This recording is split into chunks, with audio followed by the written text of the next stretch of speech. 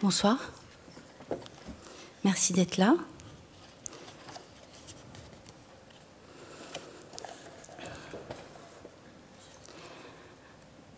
Henri Michaud est assis chez lui dans un fauteuil à motifs floraux près de la cheminée. Sur un guéridon à portée de main, un cahier, des stylos bics noirs ou bleus, un verre d'eau, du thé très sucré, des clémentines. Tantôt il a les yeux fermés, tantôt il presse ses paupières avec ses doigts ou se couvre la tête d'un châle. Par moments il se lève, tourne dans la pièce comme un lion en cage, se rassoit, prend des notes.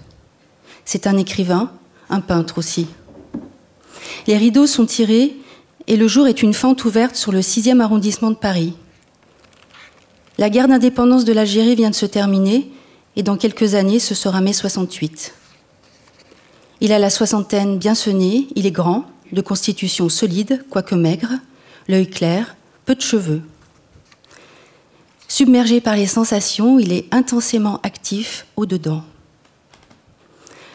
À intervalles réguliers, il regarde sa montre Beyer, une automatique suisse à trotteuse, parfaite pour garder une conscience précise du temps et pour prendre le pouls. Tant qu'il ne frissonne pas, c'est qu'il ne rencontre pas les anges mescaliniens. Il feuillette une revue illustrée, prend encore des notes, ferme les yeux, remue les lèvres sans parler distinctement. Il psalmodie des exorcismes et regarde en lui-même.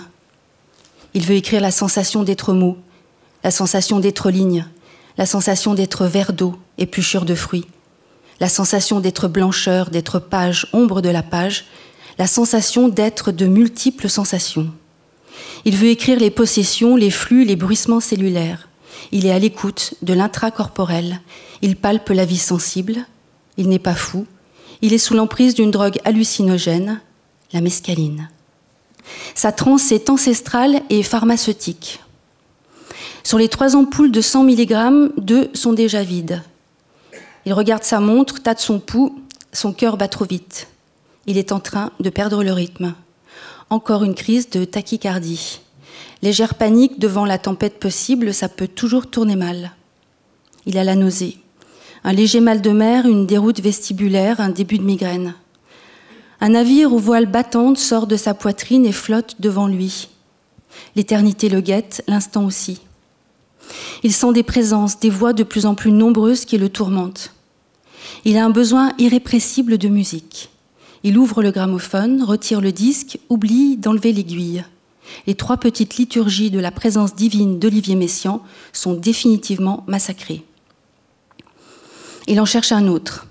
Japanese Buddhist Ritual, Religious Music of India, Folk and Traditional Music of Turkey, rythme et mélodie du Bengale, musique religieuse chinoise et tibétaine, au cœur du Sahara avec les Touaregs d'Agir, gamelan d'Indonésie, Sounds of Animals, l'hymne au soleil d'Imasumak.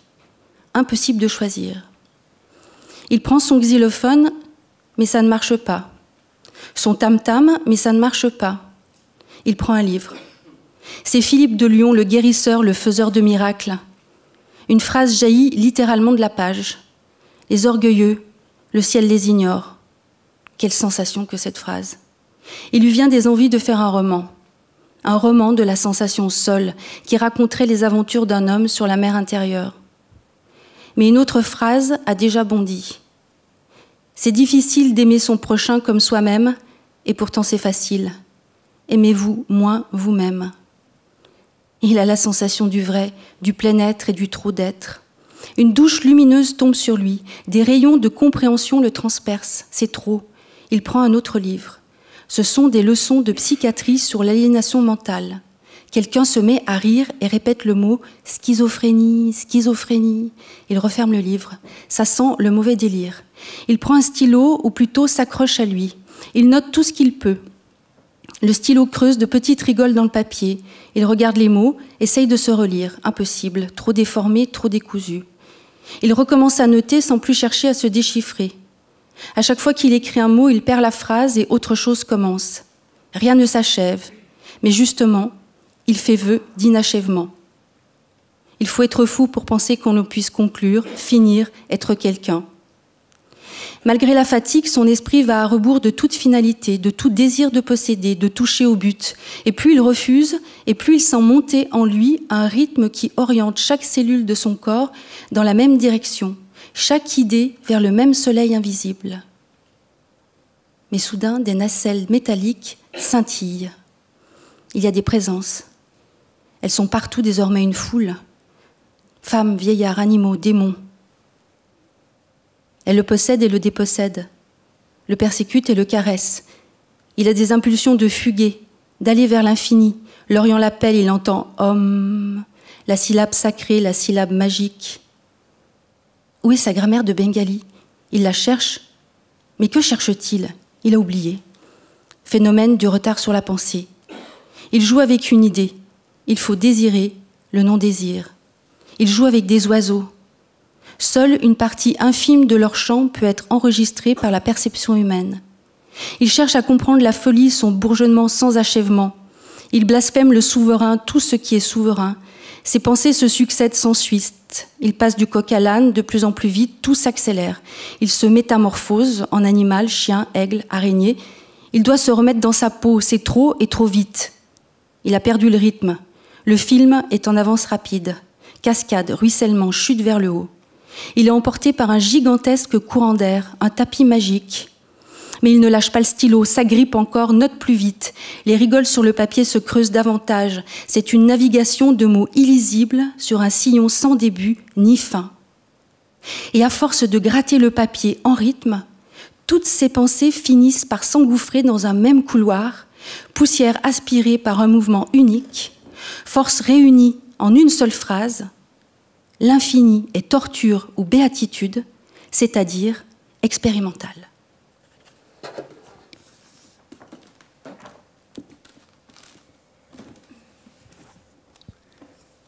Très heureux d'être avec vous ce soir à la Maison de la Poésie pour accompagner Muriel Pic dans la présentation de son ouvrage « Leçons de possession, les archives de la drogue d'Henri Michaud ». Un essai donc réfléchi, construit, à partir du matériau mouvementé et fascinant des archives inédites des expérimentations sous drogue d'Henri Michaud, afin de retracer les circonstances de la révolution psychopharmacologique dont Henri Michaud fut à la fois le témoin, l'observateur, critique et l'acteur. Il est donc publié aux éditions Macula, dont je me dois de saluer l'activité éditoriale. Oui. Muriel Pic est écrivaine, critique littéraire, réalisatrice, chercheuse, traductrice de l'allemand. Elle a publié plusieurs essais, travaux sur Henri Michaud, Sebald, l'image papillon, le documentaire de Georges Franju, Le sang des bêtes, L'herbier de Rosa Luxembourg, et a traduit et introduit les lettres sur la littérature de Walter Benjamin. Elle est docteure de l'EHESS et HDR. Elle enseigne la littérature. Je ne sais si elle pourrait dire comme Henri Michaud l'écrivait « Je suis dans la littérature faute de mieux ». Ses recherches critiques et poétiques sont toujours souvent fondées sur des archives et documents, une collecte, un prélèvement ou un montage de ceux-ci. Elle nous dit que collecter, prélever et monter des fragments documentaires en vue d'une production plastique, cinématographique ou littéraire est un procédé citationnel qui rassemble ce qui est trouvé. Pour le dire autrement, c'est une manière de lier les choses entre elles, de les faire entrer en résonance, de trouver des connexions inespérées. Cela demande beaucoup de délicatesse, un travail indiciaire, des gestes de minutie et quelques emportements. Qu'est-ce qui m'emporte et qui m'emporte où, dirait Gilles Deleuze. Elle ajoute que le terme montage est, à concurrence parfois de bricolage, le plus fréquemment employé pour désigner l'opération qui congédie la notion d'inspiration au profit d'une conception de l'art comme production, témoignage, reportage, enregistrement. Elle dit que cette création avec l'archive, le document, est aussi une forme nouvelle du traditionnel dialogue avec les morts. Le document est un ajour qui fait passage, signaux de circulation ou d'orientation. Lorsque quelques fragments de cette sorte émergent des profondeurs par cette sorte de glissement dans la vie de l'esprit, il s'agirait de gagner en lucidité et en savoir. J'écoute les documents comme un écrivain. J'écoute un document comme le récit d'une découverte scientifique. Enfin, j'écoute un document comme un rêve, des fragments de mémoire à un révélateur de désir. Dès son travail de thèse sur Pierre-Jean Jouve, elle affirmait « Il y a un désir sans objet qui ne cesse de s'écrire ». Elle nous dit que le poème rend aux documents et à l'archive ce qu'ils ont de plus précieux, leur pouvoir de questionnement, d'étonnement, leur pouvoir d'imagination. Les références ne sont pas des lieux de fermeture, d'exclusion, d'identification, mais des ouvertures, des fils déconnectés d'un savoir qui affirme, lancés dans de multiples directions vers un savoir qui questionne et remet en question. Et puis, il y a cette tension entre le lire et l'écrire, vécue grâce au rapport actif et passif de la lecture et de l'écriture. Lire, écrire, se traduit par l'échange infini du désir entre ces deux gestes littéraires. La lecture, dit-elle, à notre époque, me paraît être un acte de vie, une attitude dite d'attention à un geste. Lire est un geste, un acte perceptif, une manière de s'orienter, un élan. Chercher un pôle magnétique, une aimantation, une attraction, une nouvelle table d'orientation.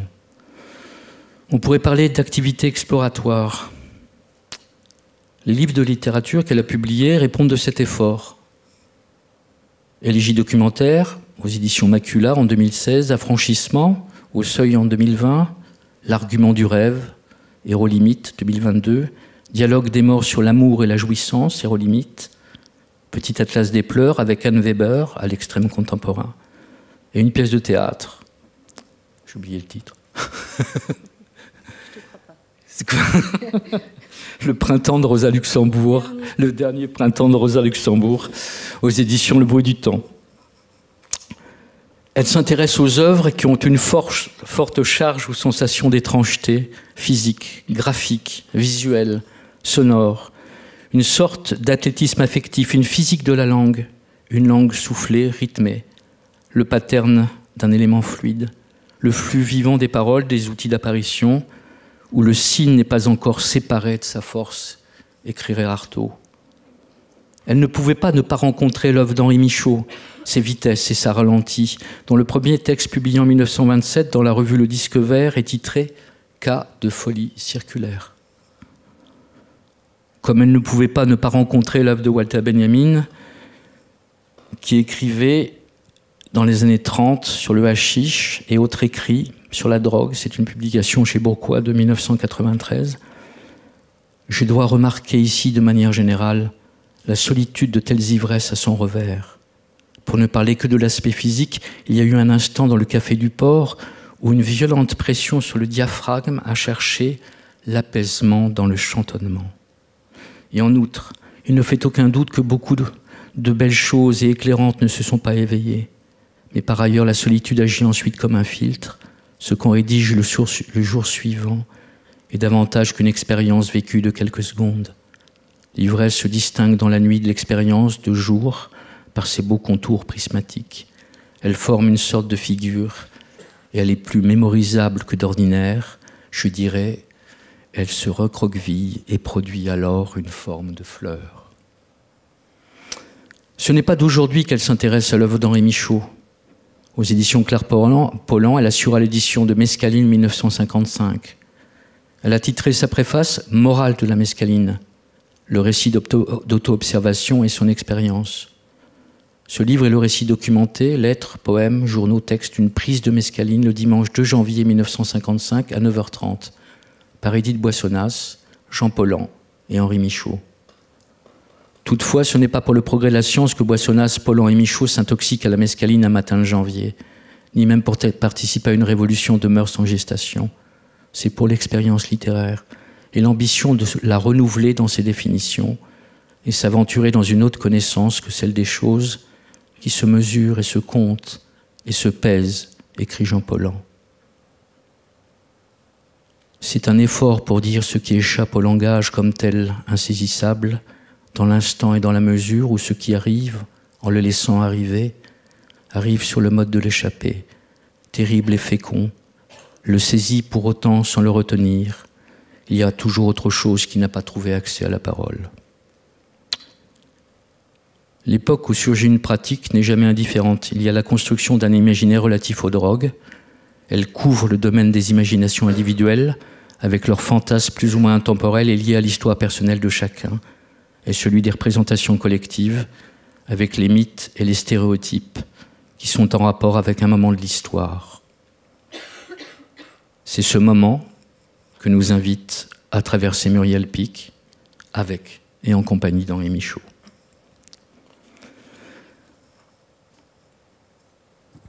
Ton livre est composé de 7 leçons. On va revenir sur le titre, donc leçon de possession. Donc possession et leçon. Leçon, c'est toujours 2 choses au moins. C'est un enseignement, et puis aussi c'est une interprétation. Alors, merci beaucoup pour cette présentation détaillée et en même temps ample. Merci pour cette citation de Benjamin sous Hachiche que je ne connaissais pas. Merci d'être là, d'être venu de Tours, d'avoir laissé la librairie Le Livre pour m'accompagner ce soir. Alors ce livre, il s'appelle Leçon de possession parce que je voulais mettre ensemble déjà leçon et possession. On voit tout de suite que ça peut pas aller ensemble normalement. Enfin, on peut pas. C'est pas quelque chose de maîtrisable le moment où on est possédé. Hein. Et pourtant, chez Michaud, enfin, dans les inédits de la drogue, il y a bien sûr cette tension fondamentale entre un lâcher prise et une vigilance. Une tenue, une saisie. Donc le titre essaye de refléter cet aspect, enfin ce paradoxe. C'est ça qui m'a principalement intéressée aussi dans ces archives, dans ces documents. La leçon, c'est à la fois quelque chose de l'ordre de l'enseignement, hein, ça vient de Lexio, les deux comme lecture, et c'est aussi une lecture. Et comme j'étais face à un corpus d'archives quand même très complexe parce que très difficile à lire, parce que non classé, parce que inclassable, difficile à lire pour moi, mais aussi pour Michaud lui-même, hein, on en reparlera.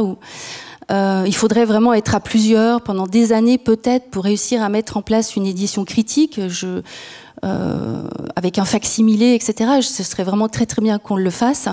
Moi, j'avais pas cette ambition-là. Et puis, pas les moyens, pas l'ambition. J'ai passé déjà 10 ans, hein, je veux dire, Mescaline 55, c'est 2014. Donc après, bon, j'ai fait d'autres choses entre-temps, mais ça fait quand même 10, presque 15 ans que je fréquente ces inédits, que je m'accroche les yeux dessus. Hein. Heureusement, j'ai eu l'aide de Raymond Bellour, hein, là, j'ai eu l'aide aussi de Florence Delay. J'ai eu l'aide de Franck Lebovici, j'ai eu l'aide de Micheline Fankine, voilà, et puis petit à petit, j'ai réussi à reconstituer ces expérimentations, et ce qui pour moi était très important, davantage que de lancer une édition critique, génétique, où il faudrait encore une fois une équipe, c'était de recontextualiser ces expérimentations, parce qu'il y a une sorte de mythe. On dit toujours, oui, Michaud, il a fait ça dans un cadre scientifique, mais on ne sait pas lequel. Et ce cadre scientifique, quand j'ai compris de quoi il s'agissait, je me suis dit que c'était vraiment très important d'en parler. Et parce qu'en fait, c'est ce qu'on appelle la révolution psychopharmacologique. C'est très mal documenté. Il y a un que sais-je de Pierre Deniker, mais on n'a pas vraiment dans ce que sais-je, c'est quelque chose de théorique. C'est un psychiatre, hein, Pierre Deniker. Donc c'est assez lointain. On voit pas de près comment on a inventé les médicaments psychotropes. C'est ça la révolution psychopharmacologique dans les années 50, c'est-à-dire toute la médication maintenant qui est prescrite pour soigner les maladies de l'âme, que ce soit les psychoses, donc à la base c'était pour apaiser les crises schizophréniques, qu'on a inventé qu'on a appliqué ce qu'on avait trouvé, c'est-à-dire un neuroleptique, et après en fait on a ouvert le champ aux névroses avec les antidépresseurs, les stimulants, tout ce qui donc excite, tout ce qui calme, les hypnotiques, enfin tout ce qui permet comme ça de moduler nos humeurs, hein, et notre état d'esprit. Donc pour moi c'est une question bien sûr très politique et par ailleurs j'ai un père qui était diagnostiqué bipolaire et qui a été un des premiers cobayes, d'une certaine manière, de l'industrie pharmaceutique psychotrope. Donc j'avais en plus, comme toujours quand on approche une archive, j'avais en fait aussi une sorte d'intensité en moi, de volonté de mieux comprendre. Voilà.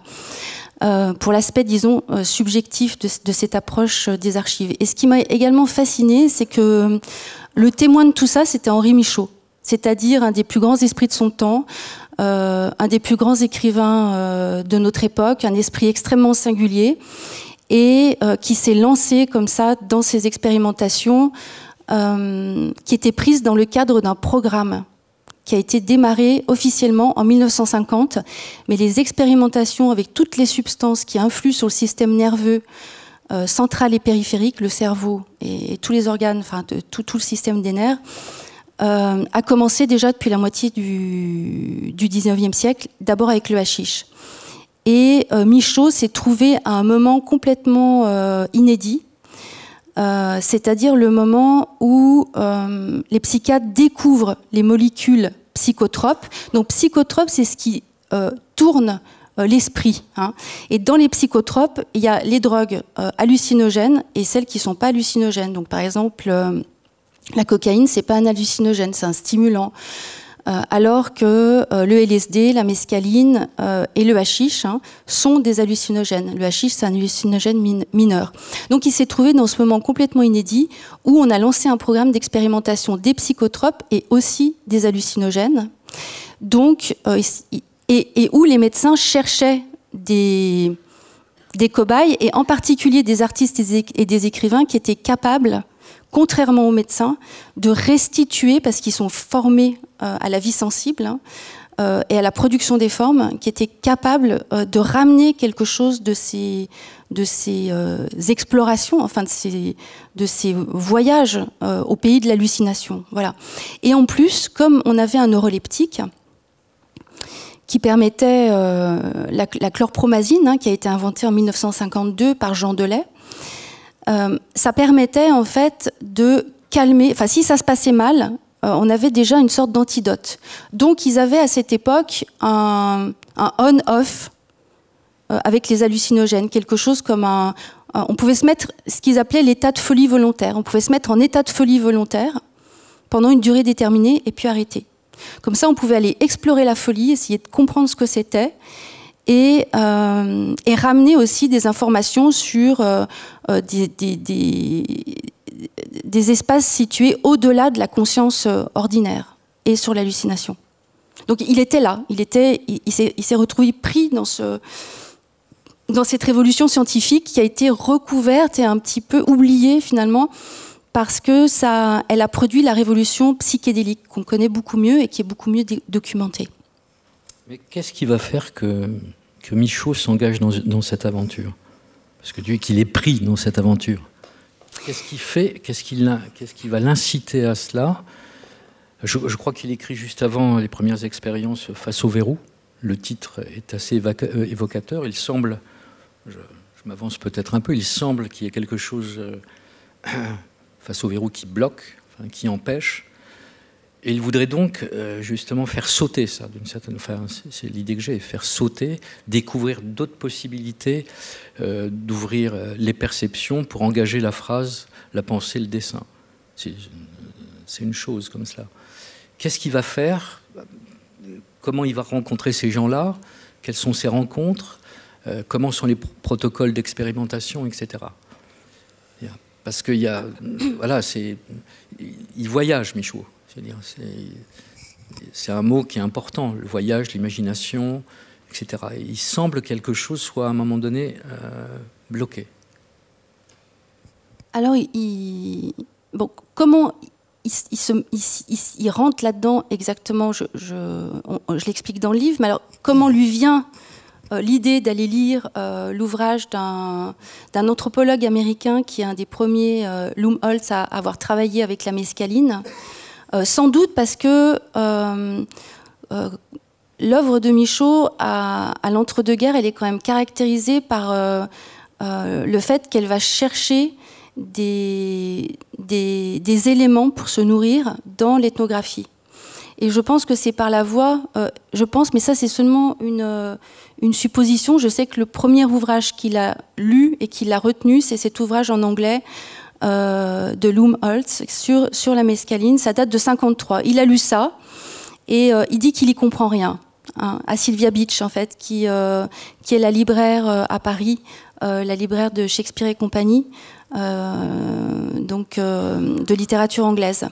Il comprend rien, il est un peu frustré, en même temps il est fasciné par ces récits d'expérimentation, puisque c'est des anthropologues et des ethnologues qui redécouvrent en fait la mescaline, qui est un cactus mexicain qui est consommé pour les rituels divinatoires et de guérison. Et donc, il commence à lire un petit peu, tant bien que mal, à se documenter, tant bien que mal, parce que c'est pas si facile. Hein. Donc, du côté plutôt des anthropologues, enfin des ethnologues. Et il entre par cette porte. Et après, il en parle manifestement avec Jean Paulhan, qui est son éditeur. Jean Paulhan est celui qui dirige la NRF et qui a une collection chez Gallimard. C'est un homme, on peut dire, très puissant. Pendant toute la première moitié du XXe siècle dans le milieu littéraire parisien. Il a fait des études, il a commencé des études de psychiatrie, puis qu'il a laissé. Paulhan, il a été assistant à l'hôpital Sainte-Anne dans les années 30. Ils ont une curiosité comme ça, ils s'intéressent beaucoup, Paulhan, aux questions de troubles du langage, en fait. Donc, il lit aussi de la psychologie, s'est documenté là-dessus. Il a des entrées à Sainte-Anne, il connaît des gens à Sainte-Anne, l'hôpital psychiatrique donc, de Paris. Et c'est là que se passent les expérimentations avec Jean Delay. Et puis Michaud, de son côté, il ne faut pas oublier, lui, il a toujours aussi lu pas mal de psychologie et d'ouvrages de médecine, de zoologie, de botanique. Il s'intéressait beaucoup aux sciences naturelles et il voulait faire une carrière de médecin qu'il a laissé pour la littérature. Et donc voilà, je pense que par toutes ces voies, les choses se sont faites, la curiosité est née, et puis il y avait le grand public était largement informé des expérimentations que menaient les psychiatres à cette époque. Il y avait régulièrement des articles dans le Figaro, hallucinés volontaires, de nouveaux champignons pour soigner la folie. Enfin voilà, il y avait vraiment toute une presse. Hein. On a mis plusieurs articles dans l'ouvrage. Donc c'était vraiment une recherche qu'on expliquait aussi régulièrement au grand public. Et Michaud, par Jean Paulhan, a pu se procurer de la mescaline et il fait les 3 premières expérimentations avec Jean Paulhan et une poétesse suisse, Edith Boissonnat, dont le père était médecin et l'époux chimiste.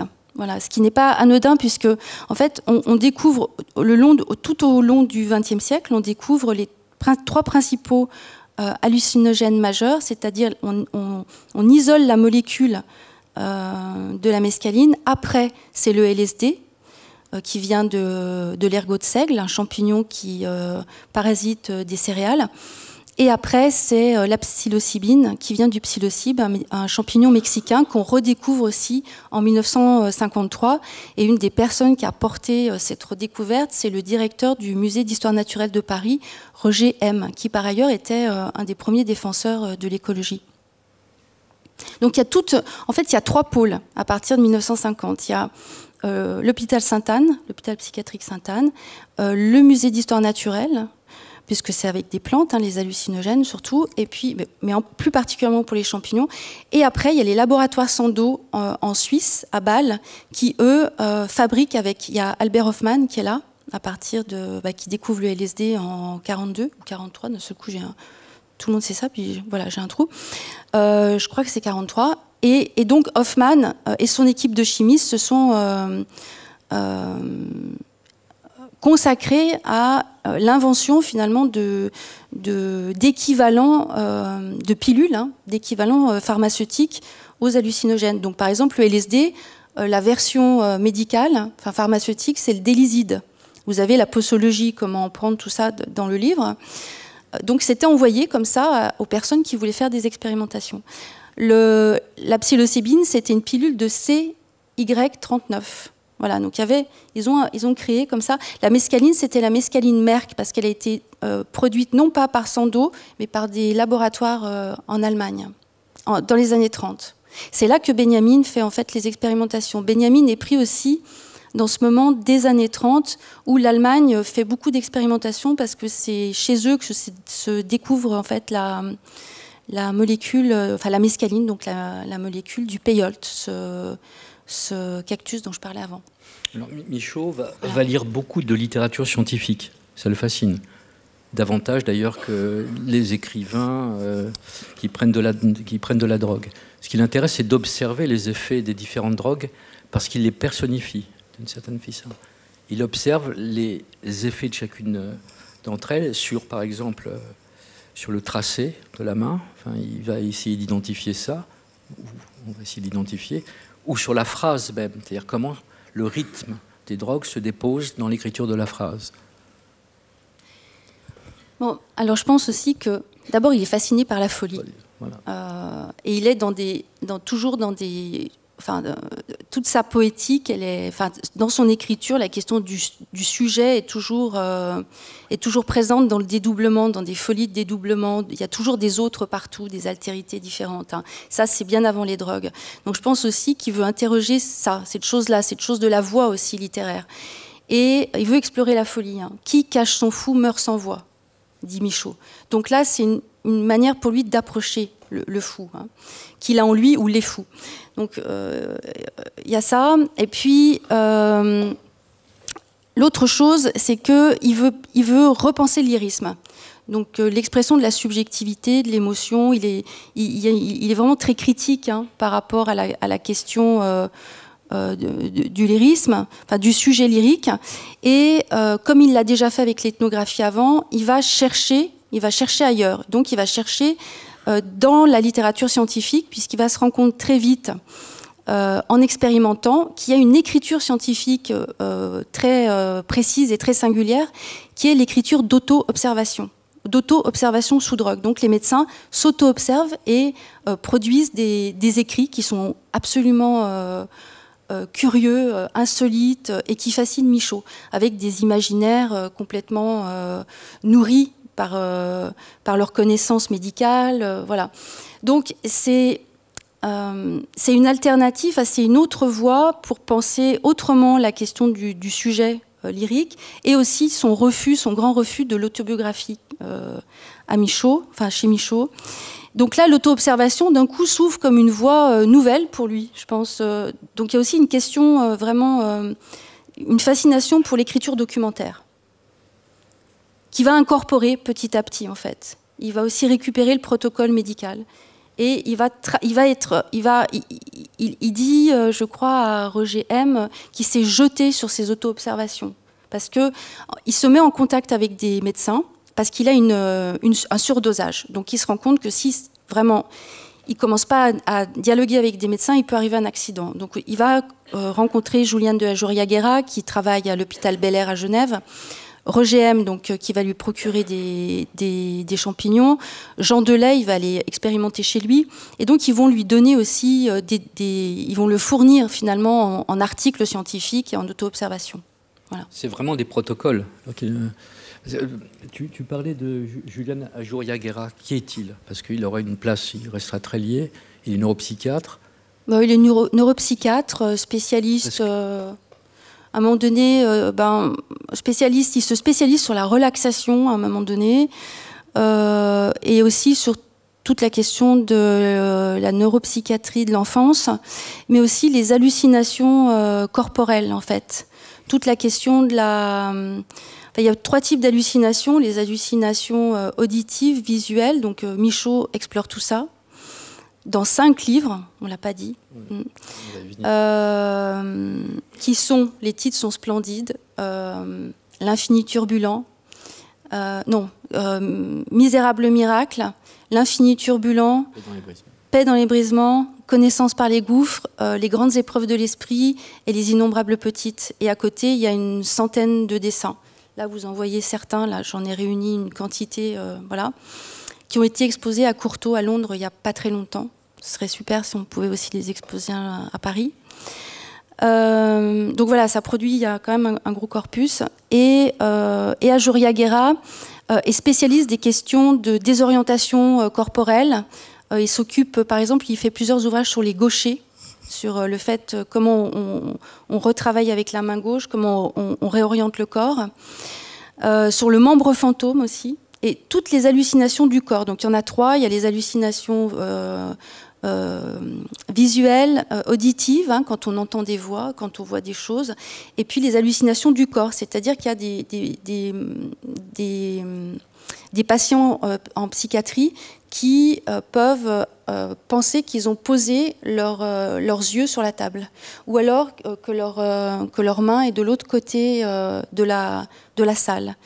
Et donc Michaud lit à la fois ces documents sur la folie psychiatrique et à la fois les auto-observations sous drogue, donc la folie toxique, hein, et il travaille avec ça. Et il fait des comparaisons, en fait. Il travaille beaucoup par comparaison entre son propre ressenti et ce qu'il peut lire chez les autres. Alors, qu'est-ce qu'il a pris essentiellement comme drogue? Enfin, comment ça se passe?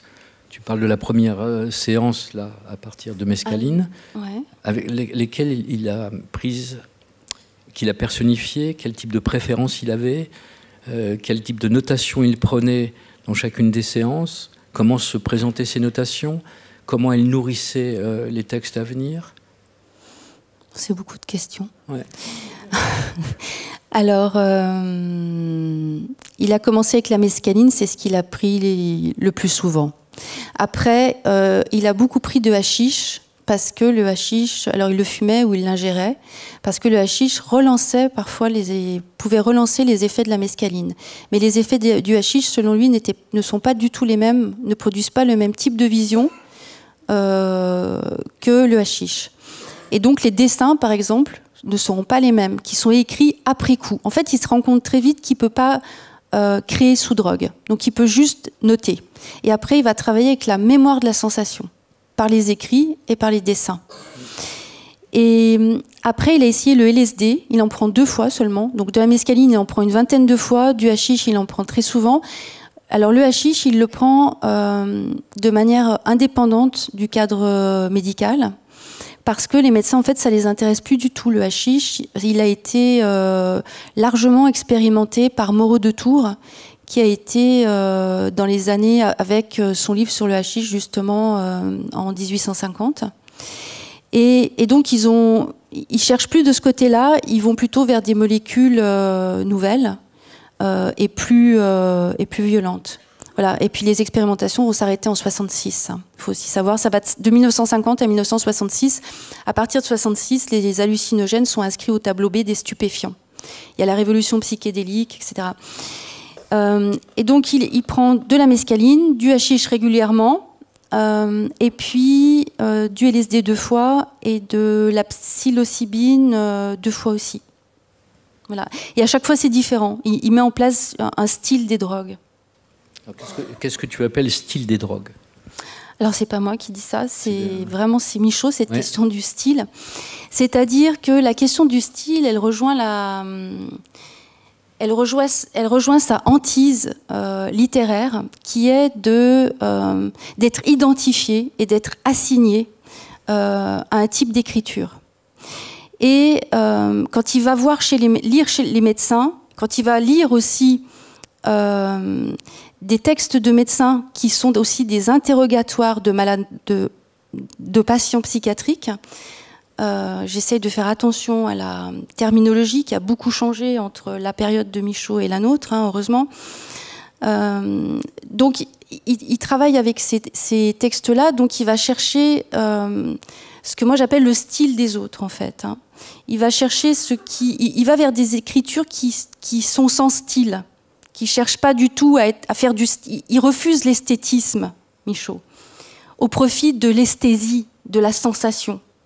Pour lui, la question, et on le voit vraiment très très bien dans dans les inédits de la drogue et puis dans les livres de la drogue aussi, hein, cette importance pour lui dans le poème et dans le dessin de le produire par la sensation et que l'expérience qui est faite par le lecteur ou le spectateur soit aussi une expérience de la sensation et non pas seulement une expérience de la représentation et de l'esthétique et d'un style bien posé, bien... bon, il y a une critique de l'académisme aussi chez lui qui est assez présente. Donc toute la notion de style, il est tout le temps en train de changer de style dans les... Il y a les styles des drogues. Alors, bon, le style de la mescaline, c'est toujours la même chose. Elle n'a pas beaucoup d'imagination.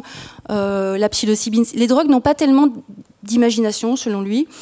C'est mécanique, c'est chimique. Donc, c'est toujours la même chose. Donc, il établit, bon, la mescaline, ça secoue, ça fait des élancements. Le hashish, ça bouge dans tel sens. Voilà. Oui, plutôt qu'une chose, c'est quelqu'un. Oui, plutôt qu'une chose, une drogue, c'est quelqu'un. Donc c'est une conversation avec elle qu'il entretient. Bah, c'est vraiment une possession. C'est une possession. Alors, et une dépossession. Et ce qu'il veut, c'est déposséder de son style, justement. Mais c'est toujours... tu parles, il y a quelque chose toujours de dual, en fait, puisque tu parles de possession, dépossession. En même temps, on pourrait dire qu'effectivement, la question du style, en même temps, on lit une phrase de Michaud, on la reconnaît. Je veux dire, il y a quelque chose aussi qui pourrait paraître paradoxal, c'est-à-dire que on a du mal à identifier la catégorie et le genre, mais en même temps, son mode de parution, le mode de parution de sa phrase, ou même de ses dessins, on les reconnaît quasiment immédiatement. Il y a une ambiguïté, donc quelque chose qui déferait le style, et en même temps, il y a quelque chose qu'on arrive quand même, de façon sensationnelle, à reconnaître. Oui. Quand on a une pratique des textes de Michaud. Oui, oui, oui. Mais en même temps, quand même, son œuvre se caractérise par une grande... alors, il y a quand même un son, un phrasé, mais il y a quand même aussi de la prose, du poème. Enfin, il est quand même très rapide, il se déplace beaucoup. Entre les textes, les voyages imaginaires et les livres de la drogue, ou Passages, ou les livres sur les dessins. Alors, il est toujours expérimental. Il est toujours dans l'expérimentation. Donc, il y a quand même toujours une forme de surprise dans tout ce qu'on lit. Enfin, il est toujours, il y a quelque chose de surprenant chez lui. On est toujours décontenancé, on s'attend, voilà. Donc peut-être que c'est là qu'il arrive à, alors peut-être qu'il en fait un style, hein, de cette manière de toujours nous déstabiliser. Voilà. Mais oui, il y a un phrasé. Il y a une chose que tu dis, c'est se mettre. Il y a une chose que tu dis. Qui me touche chez Michaud, c'est se mettre à l'écoute de l'altérité intérieure ou des altérités intérieures. Vraiment quelque chose comme ça, l'écoute des voix. Enfin, je veux dire, elles sont une multiplicité. Enfin, je veux dire, il y a quelque chose. Il y a à la fois chez lui, là encore, on va revenir sur quelque chose du dual. Il y aurait quelque chose de la multiplicité et en même temps, on le verra dans certains de ses textes. Je pense à Paix dans les brisements, une tension vers l'unité.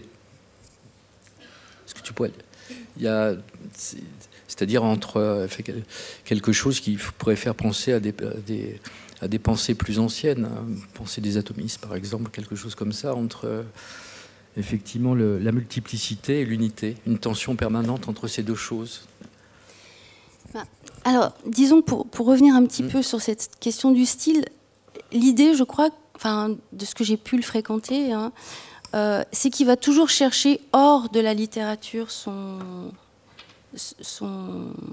ses autres voies. Hein. Comme je disais au début, vers l'ethnologie, vers la médecine, il va les dessins d'enfants, les dessins de fous, donc de patients en institution psychiatrique.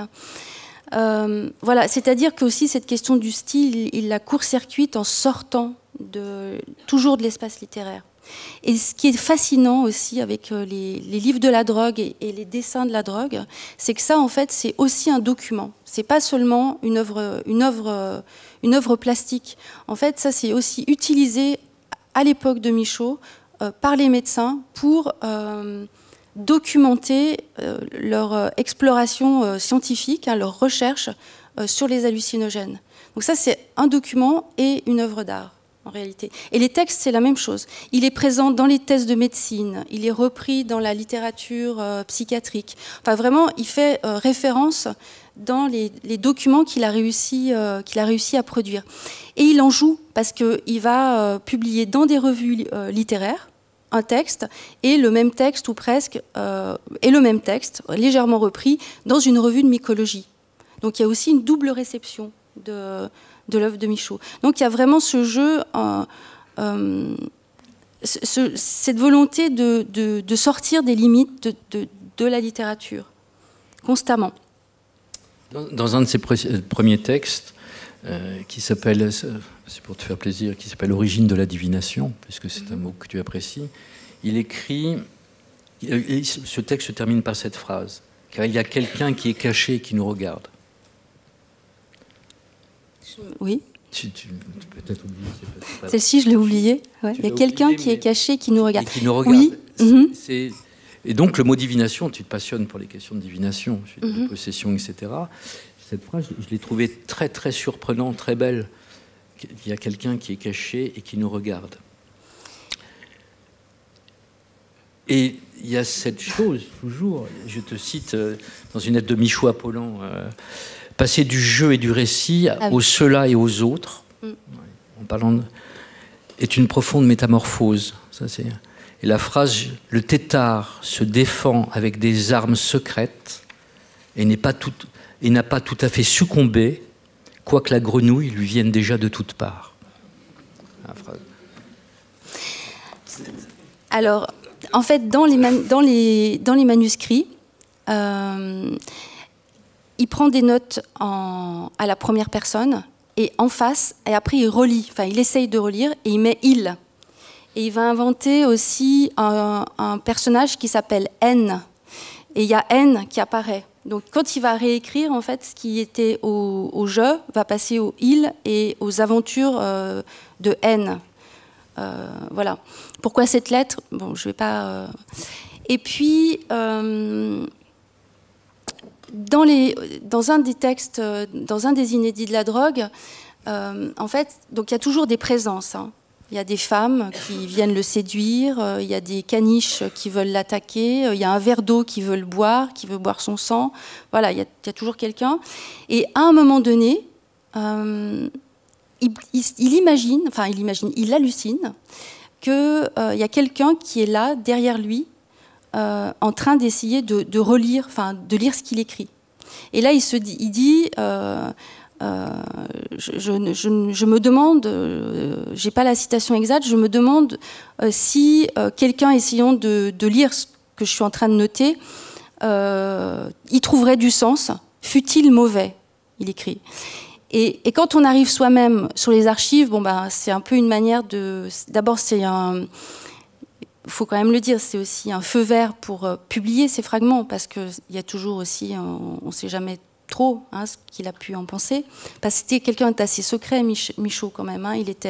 Il refusait, il a brûlé beaucoup de manuscrits. C'est pour ça que ces inédits sont aussi très précieux. On a relativement peu de manuscrits de Michaud. Et il refusait les photographies. Voilà, donc il y avait une manière d'entrer, de s'introduire dans une séance, d'assister à ces séances qui étaient un peu comme des performances, en fait, qu'il faisait tout seul. Et le livre, c'est aussi un peu cette volonté-là de nous faire entrer dans cette... chez Michaud seul, alors parfois il le fait avec les médecins, mais c'est relativement rare finalement, puisqu'il négocie pour avoir des drogues et pouvoir le faire seul à la maison. Et donc il y a des moments où, quand il part, quand il y a le départ d'hallucination, il voit qu'il est en train de se diviser. Donc par exemple, il y a un fragment où c'est marqué « Cependant que je me désunis ». Voilà. Donc hop, et puis là, les dédoublements vont commencer et ça va produire... soit s'il y parvient à orienter toutes les hallucinations, toute la perception du corps, toutes les humeurs dans une même direction, alors là, il va aller vers ce qu'il appelle une forme de ce qu'il recherche, c'est-à-dire une transe. Et il va mettre, avec les années... Plus les années passent, et il met en place ce qu'il appelle le yoga de la drogue, c'est-à-dire une manière justement pour réussir à canaliser, à orienter dans le même sens. C'est ça son idée d'unité. il tient ensemble paix et brisement, mais pour réussir à dépasser ça, cette dialectique, il travaille avec l'orientation, avec le rythme et l'orientation. Et c'est par le rythme qu'il va réussir à orienter la totalité de son corps quand il y a son bras qui part à droite, un caniche qui arrive en face, pour s'orienter dans une direction où il va trouver une forme d'apaisement avec les altérités et accéder à une forme de ce qu'il appelle transe, extase, des milliers de dieux, enfin les pages qu'on connaît aussi de Michaud. Et à côté de ça, il y a des pages qui sont vraiment des pages de persécution, de paranoïa, vraiment de souffrance folle, quoi. Enfin, voilà. Où là, il est aussi en empathie beaucoup avec ce que peuvent vivre les patients en institution psychiatrique, avec les fous. Comment se présente, puisque tu parles des archives sur la drogue, comment elles se présentent matériellement? Alors les archives, il y en a la moitié, une bonne moitié, on dira 253 feuillets. Si je ne me suis pas trompée, à mon avis, je me suis trompée. Il en manque quelques-uns parce que c'est écrit recto, verso, alors ça dépend comment on compte. Disons approximativement 253, qui couvrent des fragments de 56, des fragments, et jusqu'à des fragments de 1966, donc 10 ans. Et il y a une autre partie qui est conservée dans une fondation qui reste anonyme et auquel moi j'ai pu avoir accès grâce à des jeux de photocopie conservés pour qu'on puisse quand même travailler avec. Et puis j'ai travaillé aussi grâce à la générosité de Raymond Bellour, parce que en fait il m'a donné, quand ils ont fait le volume 3 des œuvres complètes, c'est un travail magnifique, il a mis en place avec Issetran un carnet, toute une section qui s'intitule Carnet de la drogue, où là ils ont reproduit une vingtaine de feuillets, et avec quelques transcriptions, mais en fait dans le cadre des œuvres complètes, ils ne pouvaient pas s'embarquer dans une retranscription générale, bien sûr. Et il y a une présentation déjà des expérimentations dans ce dossier-là. Et ils ont essayé, pour pouvoir bien travailler, d'avoir quand même une partie des documents retranscrits. Donc il m'a donné en fait leur retranscription. Et du coup, j'étais pas toute seule. Donc je pouvais voir ce que eux avaient vu, ce que moi je voyais. Et puis après, j'ai tranché en fonction de ce que je voyais. Plutôt. Voilà. Donc il y a des zones fragiles. J'ai mis des crochets quand c'était fragile. Voilà. J'ai aussi été aidée pour les retranscriptions par Franck Lebovici. Donc on a on a fait des longues séances aux archives Michaud à lire et à relire. Et puis il y en a un qui voyait ça, un autre qui voyait ça. Et ce qui est aussi très beau, c'est que en fait Michaud lui-même n'arrive pas à se relire. Donc il va lire, il va avoir l'impression qu'il lit éblouissement. Et puis après dessous, à la relecture, il va mettre éboulement. Et après en fait éblouissement, éboulement, attitude, aptitude, souverainement, sereinement. Et hop, on entre en fait dans une de ses figures de style favorites, à savoir la paronomase. Donc le défaut de lisibilité des inédits de la drogue, en fait, est devenu un succès de l'écriture. C'est-à-dire qu'après, il a réinjecté ces paronomases dans le texte, en fait, qui est vraiment une des figures de style reine chez Michaud en général, émergence, résurgence, mais aussi dans les textes de la drogue. Puisqu'en fait, ça se déplace. Il suit le délire de lettre à lettre. Tout se passe dans le texte, en fait. C'est écrit au passé, mais l'expérience est littéraire, comme chez les mystiques. C'est-à-dire, chez les mystiques, Dieu apparaît et la phrase se casse. Là, c'est pareil. Quand l'hallucination commence, quand l'altérité s'impose, la phrase commence à patiner. Il y a des adverbes en ment, il y a aussi beaucoup d'adverbes en ment pour les élancements qui se succèdent et des paronomases qui accélèrent en fait. Voilà. Oui, il y a une chose dont on n'a pas parlé, c'est les rapports de vitesse dans l'écriture. Ça, tu le dis, c'est une chose frappante. Effectivement, dans la main qui trace ou qui dessine, la vibration, le vibratile, le pulsatile. Mais c'est tout à fait... ces rapports de vitesse, c'est une des choses qui nous frappe dans la lecture des œuvres de Michaud. Il y a quelque chose, une vitesse, une vitalité. Il y a un autre mot qu'on pourrait employer, les lignes. Je veux dire, les lignes, les colonnes, enfin, je veux dire, et puis le sillon. Donc c'est toute une chose quand même. Il tente de saisir. On a l'impression qu'il comprend qu'il est difficile de saisir le mouvement et la vitesse de la pensée. Que peut-être le fait de prendre les drogues lui permettrait la possible saisie de cette vitesse de la pensée. Alors il y a cette tentation de comprendre qu'est-ce que la pensée, mais en fait on ne le sait toujours pas. Enfin, oui. Même les neurosciences actuellement ne peuvent pas vraiment donner... voilà. Et donc lui il l'interprète vraiment, effectivement, comme tu le dis très bien, en rapport de vitesse, c'est-à-dire d'accélération, de ralentissement et de rythme. Beaucoup plus que le style, ce qui inquiète Michaud, c'est le rythme. Cette idée qu'il y a partout des rythmes à saisir, à suivre, et s'il y a un antidote à trouver à un moment donné, quand vraiment ça va pas très bien sous drogue, il va mettre en place un rythme pour tenir, pour retrouver un équilibre, pour retrouver la bonne vitesse, justement. Donc il dit à un moment donné, je crois que c'est l'Infini Turbulent, il se met à taper comme ça sur une boiserie, et puis c'est ça qui lui permet de calmer la montée qui va... Voilà. Donc il faut calmer ces accélérations et ces ralentissements, et à un moment donné, parce que sinon ça s'emporte. Mais cette question de la pensée, oui, elle est surtout présente dans le dernier volume, hein, les grandes épreuves de l'esprit et les innombrables petites, hein, où il dit toute pensée est montage. Donc il fait il y a toute une théorie de la pensée comme montage. Hein.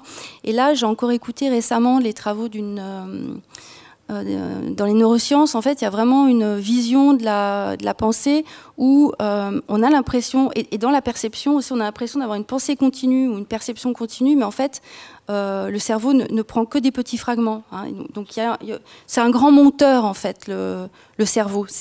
Voilà. Et on a peut-être cette intuition déjà chez Michaud au terme, avec le volume de 66. Hein. Puisqu'au début, il évolue. Hein. Au début, il veut devenir fou. Il veut comprendre ce que c'est que la folie. Donc c'est ça le premier mouvement pour lui, dans Misérable miracle, l'Infini Turbulent. Voilà. Et après, il veut aller plus loin et conduire une recherche sur les mécanismes de la pensée, les mécanismes de la perception. Il lit Merleau-Ponty. Il lit Merleau-Ponty, il lit Merleau-Ponty, on en est d'autant plus sûr qu'il récupère, parce qu'en fait Merleau-Ponty, on l'a oublié, mais il a beaucoup travaillé avec la psychologie expérimentale et des récits d'auto-observation de médecins ou d'observation de schizophrènes sous drogue. Il cite d'ailleurs Jean-Paul Sartre aussi, Merleau-Ponty. Donc toute la psychologie expérimentale est très présente, est un socle en fait pour la phénoménologie de la perception de 1945. Donc il y a aussi toute cette question de la philosophie de la perception, de l'orientation, qui est présente en fait qui prend, la philosophie prend de plus en plus de place, il me semble. La pensée. Ouais, la question de la pensée. Oui. Il dit, ce qui est intéressant, c'est que j'ai l'impression qu'il cherche la manière dont la langue vient à se former. C'est-à-dire que, quel que soit, il est plus intéressé par le micro, je crois. Il est plus intéressé par la main qui trace que le résultat du tracé. C'est-à-dire le moment de la pulsation. Enfin, c'est une question que je te pose, mais c'est la mémoire du geste aussi qui se dépose dans la phrase. La mémoire du geste. Il cherche la phrase intérieure, d'une certaine façon. La phrase sans mots. Enfin, c'est quelque chose de cet ordre-là. L'écriture illisible qui ne dit que son geste. Et en même temps, qui nous dirait quelque chose de la pensée. Alors c'est vrai qu'il veut sismographier. Hein. Voilà. Mais qu'est-ce que ça veut dire sismographier? Ça veut dire qu'il veut évacuer aussi une forme de subjectivité pour restituer le battement. Le battement. Le battement, la pulsation, la sensation sol. Hein, la sensation sol. Parce que la sensation, c'est vraiment à la fois ce qu'il y a de plus subjectif, hein, ce qui est propre à chaque corps, et en même temps ce qui est en partage avec tous, et y compris avec l'animal. Donc il veut vraiment saisir la sensation. Et pour saisir la sensation par les drogues, saisir la sensation, ça veut dire se mettre en état d'écoute du corps propre. Et l'écoute du corps propre, en fait, elle s'enclenche en état de trouble. L'état de trouble, il peut être provoqué par la maladie. Quand vous avez un problème au bras, d'un seul coup, vous vous mettez à écouter votre bras. La santé, c'est le silence des organes, disent les médecins. Donc, c'est l'écoute du corps propre. Et des sensations, donc c'est l'état de trouble. Donc par les drogues, le trouble lui apprend quelque chose. Le trouble lui fait parler son corps et la psyché en même temps. Et là, il essaye d'attraper ça en fait. Tout ce qui est raconté, tout ce récit de la synesthésie. Hein. La synesthésie, c'est cette notion dont il est question dans le livre. Je vais pas tout expliquer, mais vraiment c'est le toucher intime, c'est l'écoute de l'intracorporel, hein. C'est cette mise en voilà. Et on peut avoir ça aussi devant certaines œuvres plastiques ou un frisson quand on lit quelque chose, quand on lit un texte. Donc c'est vraiment l'état de trouble qui lui apprend quelque chose, hein. Et il le cherche tout le temps, partout. À la fois pour créer, puis dans ce qu'il va regarder. Quand il regarde les tableaux de Paul Klee, on connaît bien le texte, Aventure de ligne. Hein. Ce qu'il raconte, Aventure de ligne, c'est une aventure de la sensation. C'est-à-dire qu'il devient ligne. Il voit les tableaux et il devient ligne. Voilà, comme Paul Klee est devenu ligne. La rencontre avec Paul Klee fut déterminante pour Michaud. Avec la peinture. Avec la peinture de Paul Klee. Pas la rencontre avec Klee, mais la peinture avec. Ouais. Je pense que disons que c'est un texte, Aventure de ligne, qui arrive juste après les principales expérimentations des drogues. Et là, je pense que ce qui s'est passé sous drogue est aussi une manière d'appréhender l'art moderne. Je pense que là, l'expérience des drogues a nourri son approche par la sensation, donc par l'esthésie, de l'esthétique, je pense. Parce qu'en fait, il est déjà dans cette idée sous drogue, il est vraiment... ce qu'il essaye de noter, c'est la manière dont le serpentement intérieur, on a tous un serpentement propre, hein, une petite ligne qui bouge d'une certaine manière pour chacun. On a déjà ça, en fait, chez Bergson, hein, Merleau-Ponty le reprend, c'est cette idée comme ça. Et il observe comment ça bouge, hein, comment ça se déplace. Voilà. Ces questions de ligne, on pourrait les retrouver. Là, vient de paraître le cours, les 2 derniers cours de Deleuze, qui s'appelle Ligne de vie. Il est évident qu'il y a un dialogue permanent. Enfin, il y aura un dialogue de Deleuze et de Michaud très important, par exemple. La question des lignes, mais la question du sillon, la question du strié, enfin tout un tas de choses comme ça. Tu le cites d'ailleurs, ces choses du rapport de la fascination de Deleuze pour Michaud. Deleuze écrit sur le pli. Sur le pli. Voilà. C'est là surtout qu'il travaille avec Michaud. Et puis c'est vrai qu'ils ont une... je crois que la citation de Deleuze, c'est...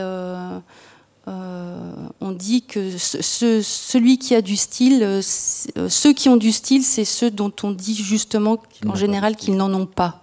Voilà. Donc c'est vraiment une conception du style comme subjectivité, mais non identifiée.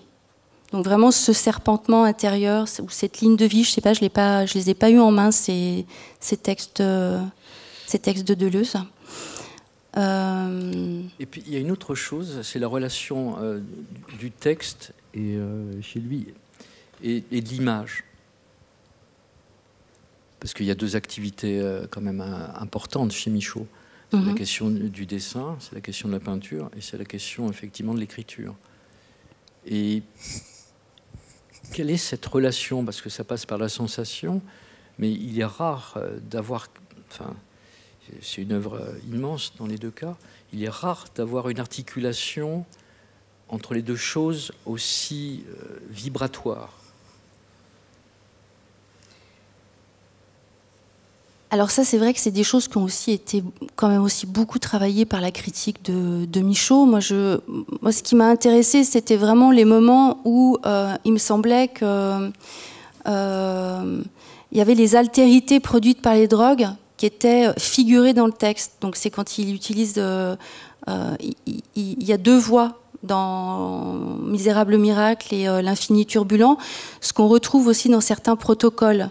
C'est-à-dire, il y a une sorte de voix de la raison, hein, qui note l'horaire, qui note toutes les 30 minutes, qui note aussi les doses qui sont prises, qui note les états, les transformations de l'état psychique et des humeurs, physique et des humeurs, pardon. Et à côté de ça, une autre voix qui essaye de décrire, de saisir les hallucinations. Et ça, on le retrouve dans certains... Ce procédé figuratif, on le retrouve dans les deux premiers mescaliniens.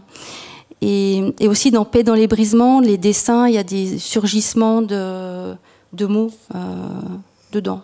Ouais. Donc il est à la lisière, parce qu'en fait, c'est la question du signe aussi, qui est très importante, de produire des signes et de produire des rythmes en même temps. Des alphabets. Oui, alors il y a toute la question des alphabets, de l'écriture assémique, et ouais. De l'écriture qui veut rien dire. Et puis il y a cette tentative que tu évoques de Michaud d'un film. Oui. Ça, alors, oui. Si tu... Alors le film, c'est 1963. Ouais. Et c'est une collaboration avec les laboratoires Sandoz, qui en fait développe le cinéma scientifique. Voilà. En fait, il y a plusieurs, il y a plusieurs éléments d'histoire culturelle qui traversent ces expérimentations de Michaud. On arrive à la fin de la rencontre, on ne peut pas dire tout, mais il y a cette naissance de l'auto-observation scientifique, il y a le développement aussi de l'art psychopathologique, hein, qu'on connaît bien, enfin qui a été travaillé comme art brut chez Dubuffet, donc c'est-à-dire l'utilisation des dessins et des textes poétiques, ou des écrits comme des documents, et on a aussi toute la naissance du cinéma scientifique. Et qui est donc un cinéma assez étrange. Il y a relativement peu de travaux. Il y a un site qui est très bien, je vous conseille si vous avez envie de voir ce que c'est Medfilm. Voilà, ils ont réuni là tout un corpus. Il y a des œuvres vraiment remarquables, voilà, dont le film de Michaud, Images du monde visionnaire de 63, qu'il a réalisé avec Éric Duvivier. Et pour lequel, pour Michaud, c'est un échec en fait ce film, parce que c'est un film qui tente de nous mettre à l'intérieur de sa tête et de nous montrer exactement ce qu'il voit comme hallucination. Alors le film qu'on trouve sur Internet, c'est une version en fait 3 fois repiquée, donc les couleurs sont vraiment pas du tout bonnes. Il y a des archives en Kodachrome. Et là, c'est quand même beaucoup plus beau. Les couleurs sont, voilà. Mais pour Michaud, ce film, il manque de rythme, en fait. Hein, c'est ce qu'il reproche à Duvivier, c'est d'être trop resté sur la tentative de faire des effets spéciaux. Alors que lui, il aurait voulu travailler davantage au niveau du montage. Et en fait, j'ai découvert dans les archives que Michaud était assez proche, en fait, de Chris Marker. Il y a une petite carte postale comme ça. Entre eux qui montre qui est conservée aux archives Michaud, une carte postale de Marker. Et Marker était vraiment un homme du montage et du rythme. Mais bon, Raymond Bellour parle aussi très bien de ces questions-là dans les ouvrages qu'il a consacrés à... Donc moi, j'ai pas trop approché ça. Je suis restée surtout plus sur la naissance du cinéma scientifique dans le rapport au laboratoire Sandoz, qui est une collaboration très importante de Michaud. Parce qu'en fait, les laboratoires Sandoz, ils faisaient aussi des revues et ils payaient assez bien. Et donc, ils ont demandé des articles dans des revues vraiment avec de superbes illustrations à Robe Grillet. Michaud n'était pas le seul concerné par ces collaborations. À Pollan, Ce qui m'a fortement surpris dans ton travail, c'est effectivement de découvrir les revues scientifiques de l'époque qui ont un sens très plastique. C'est-à-dire qu'ils ont un sens très esthétique, ils ont une volonté esthétique, et de faire travailler aussi, de faire travailler des artistes et des écrivains. Enfin, c'est un monde, le monde de la pharmacie de l'époque, on a du mal à l'imaginer aujourd'hui. Enfin, je veux dire, le côté très extrêmement aventurier, et d'aller les couvertures des revues, par exemple, tout un tas de choses, c'est très très étonnant. Enfin, je veux dire, cet accompagnement-là ou ce dialogue-là. C'est ce que j'ai un petit peu dit tout au début, c'est-à-dire que les médecins et les laboratoires pharmaceutiques font appel à des artistes et des écrivains pour documenter ce que eux-mêmes n'arrivent pas à documenter parce qu'ils n'ont pas cette capacité à produire des formes. Et il faut, à partir des années... donc en fait, ils ont que l'écrit, que le témoignage écrit ou le dessin pour savoir ce que c'est l'hallucination et la folie. Toxique, sous drogue. Et à partir des années 70, il va y avoir une démocratisation de l'informatique. Donc là, on va avoir beaucoup plus de données quantifiées. Les tests vont être, le mot m'échappe, mis en tableau. Enfin, ça va être une manière complètement... on va essayer d'éliminer toutes les erreurs de ces témoignages qui étaient toujours pleins de subjectivité. Et donc, à partir de 1970, il y a vraiment une page qui se tourne, là. C'est un peu ces collaborations. Il y a un âge d'or, de nouveau, des collaborations entre art et science, entre 1950 et 1970. Et après, ça s'arrête. Même pour l'imagerie médicale. Il y a une chose qui a surpris des commentateurs de Michaud, c'est la dimension, à un moment tu l'as soulevé tout à l'heure, c'est la dimension mystique. Par exemple, des commentateurs de l'époque, je crois, je ne sais plus qui, étaient surpris par cela. Ces lectures d'Angèle de Foligno, par exemple, donc des mystiques à la fois chrétiens, et puis des mystiques orientaux, du Tao, par exemple. Oui. Alors c'est vrai qu'il y a aussi encore un autre courant qui traverse ce livre et ces expérimentations de Michaud, c'est l'entrée de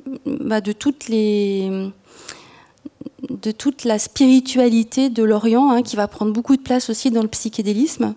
Et Michaud va être très proche de quelqu'un qu'on a oublié, qui s'appelle Jacques Mazui, et qui va être un des premiers à introduire en France, par exemple, des textes sur le yoga, qui est une pratique maintenant assez importante. Enfin, voilà, c'est devenu quelque chose qu'on fait quotidiennement.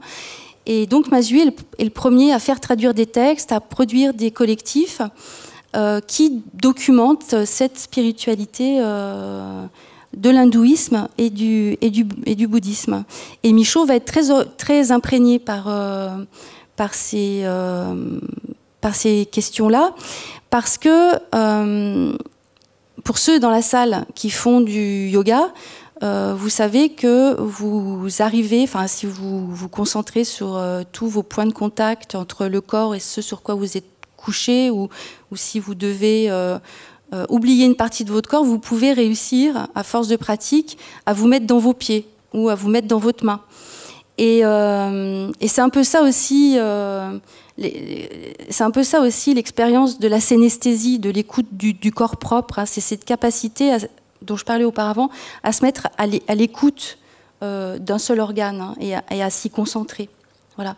Donc il va retrouver, il va en fait faire se toucher le plus scientifique et le plus spirituel à l'intérieur des inédits de la drogue, quand il va fréquenter de plus en plus la revue Hermès de Mazui et les écrits de Mazui, qui va l'accompagner dans Ineffable Vide, par exemple, qui est en fait un texte qui rajoute Un misérable miracle dans la réédition de 1972.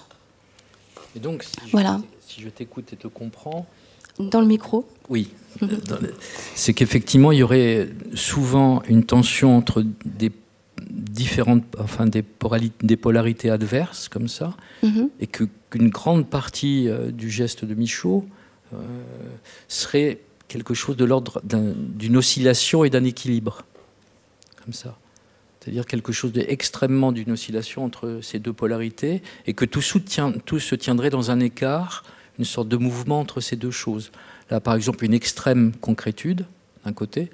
Tu prenais les textes avec prendre le pouls, par exemple, et en même temps, je veux dire, la sensation du battement. Le pouls lui-même et la sensation du battement. Ou la dimension extrêmement spirituelle, mais dès lors où il s'intéresse à l'infini, il est difficile de ne pas s'intéresser à la question de la spiritualité. Mais, et l'extrême concrétude des notations. Oui. Je veux dire, c'est une chose comme ça. Il y a quelque chose de très beau dans ce mouvement-là. Il y a ça aussi. Il y a ça aussi dans ton travail. Merci. Je n'ai pas pris de drogue. C'est une question aussi qu'on pose très souvent aux personnes qui travaillent sur ces questions. La légitimité d'écrire sur des expérimentations qu'on n'a peut-être pas soi-même vécues. Je crois que là se redéveloppe, c'est pas que je crois, c'est que je sais, se redéveloppent des recherches avec les hallucinogènes. Donc je me porte volontiers volontaire, puisque par microdosage, là en ce moment il y a pas mal il y a de nouvelles thérapies qui sont mises en place pour accompagner les gens en fin de vie. Pour la thérapie de couple. Enfin voilà, c'est très controversé dans le dans le milieu médical. C'est vraiment des questions d'équilibre. C'est très controversé, voilà. En tout cas, c'est en étude. Depuis les années 2000 en Suisse, aux États-Unis, on a repris en fait les expérimentations avec les hallucinogènes. Donc, s'il y a un médecin dans la salle, je suis partante. Une petite phrase de Michaud pour terminer peut-être, parce que même si... Aux amateurs de perspectives uniques, la tentation pourrait venir de juger dorénavant l'ensemble de mes écrits comme l'œuvre d'un drogué. Je regrette. Je suis plutôt du type buveur d'eau, jamais d'alcool, pas d'excitant, et depuis des années, pas de café, pas de tabac, pas de thé, de loin en loin du vin et peu, depuis toujours et de tout ce qui se prend, peu, prendre et s'abstenir, surtout s'abstenir, la fatigue est ma drogue, si l'on veut savoir.